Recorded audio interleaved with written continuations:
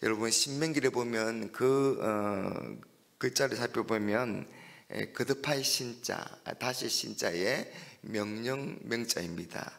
그래서 다시 하나님의 말씀, 다시 하나님의 율법을 기록한다라는 그런 의미입니다. 그러면 여러분 새로운 율법을 기록한 것입니까? 하고 물을 수 있습니다. 여러분 그건 아닙니다. 여러분 하나님은 시내산에서 모세를 통해서 율법을 주셨습니다. 모세가 그 율법을 다시 풀어서 설명한 것입니다.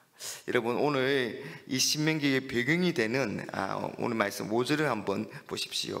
모세가 요단 저쪽 모압 땅에서 이 율법을 설명하기 시작하였더라 이랬으되, 여러분 지금 이스라엘 백성들은 광야 40년의 생활을 마치고 모압 평지에서 가나안 땅을 앞두고 있습니다. 그들은 모두 출애굽 2세대들입니다.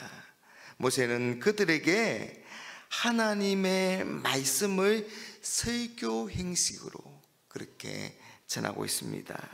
이 모세의 설교는요 세 부분으로 나눌 수가 있는데요, 첫 번째는 1장 6절에서 4장 43절까지인데 이 부분은 지난 과거를 회상하면서 거기에서 받을 수 있는 교훈을 말하고 있습니다.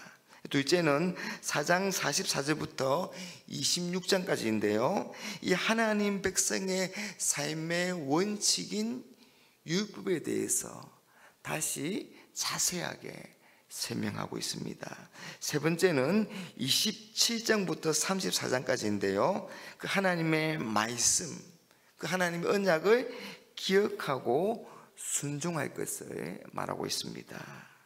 이런 모든 내용들이 모두 설교 형식으로 그렇게 되어 있습니다. 그래서 신명기는 모세의 설교라고 할 수가 있습니다. 자, 그러면 모세가 다시 율법을 설교한 이유가 무엇일까요?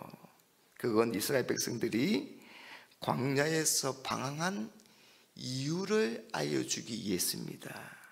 여러분 조금 전에 이 신명기의 배경에서, 신명기는 이스라엘 백성들이 40년 광야 생활을 마치고 모압 평지에서 가나안 땅을 앞두고 있을 때 기록되었다고 말씀드렸습니다.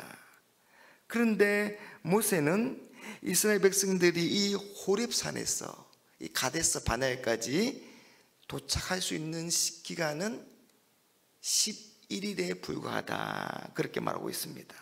오늘 말씀 2절을 한번 보십시오.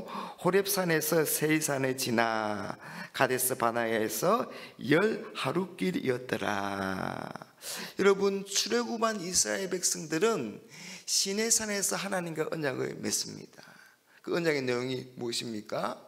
하나님은 그들의 하나님이 되고 그들은 하나님의 백성이 되는 겁니다.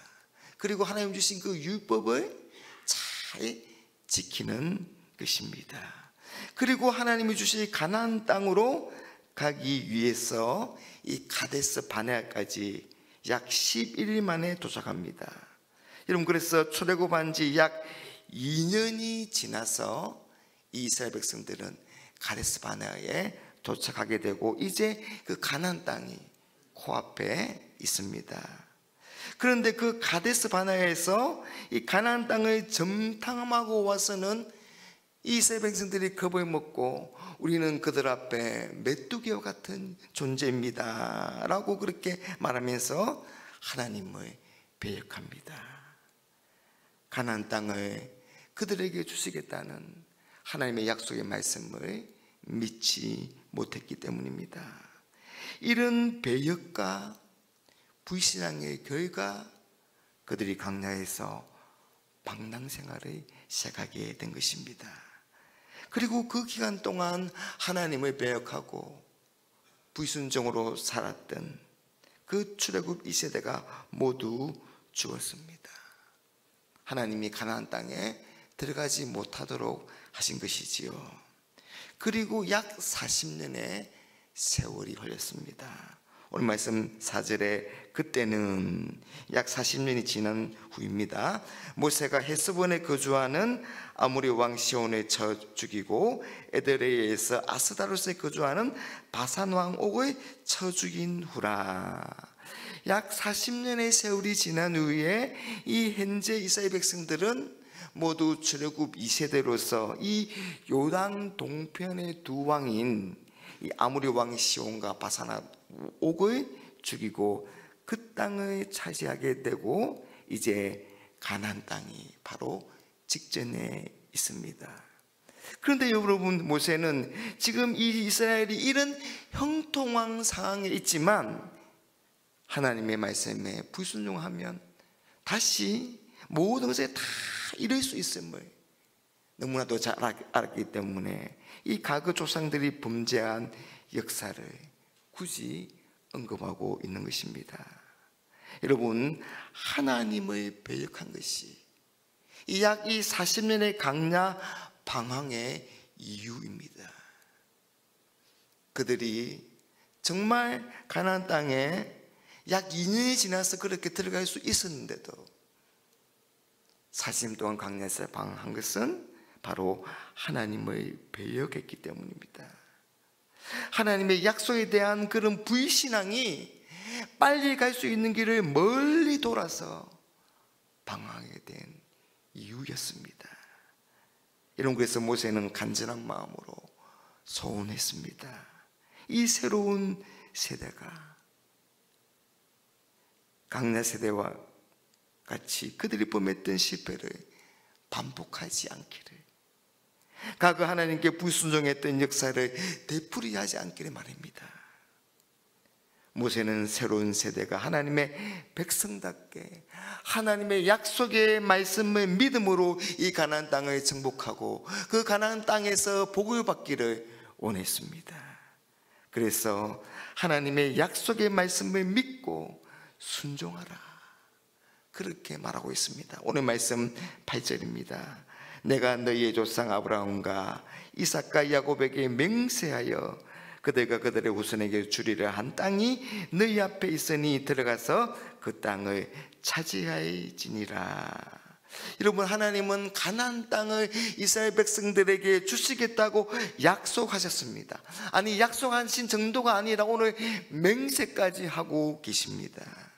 여러분, 하나님이 맹세하셨으니 그들은 그냥 들어가서 차지하기만 하면 된다는 것입니다. 여러분, 이스라엘이 가나안 땅을 차지할 수 있었던 것은 그들이 힘과 능력이 있었어가 아닙니다. 여러분, 오히려 그들은 오합지졸에 불과합니다. 또한 군사력이 변변치 않았습니다. 무기가 변변치 않았습니다.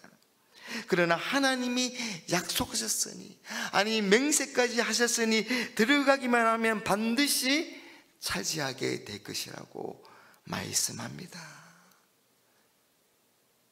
민수기 23장 19절 말씀에 하나님은 사람이 아니시니 거짓말을 하지 않으시고 인생이 아니시니 후회하지 않으시도다.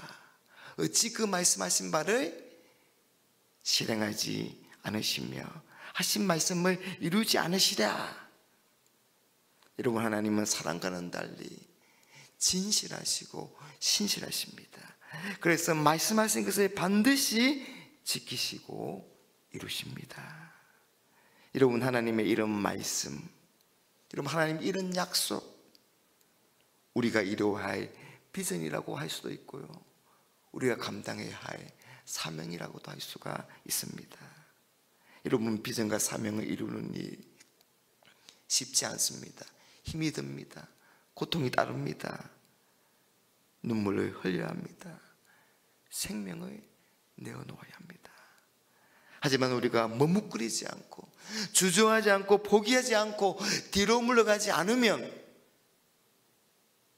하나님을 믿고 믿음으로 전진하면 반드시 이루게 될 줄로 믿습니다.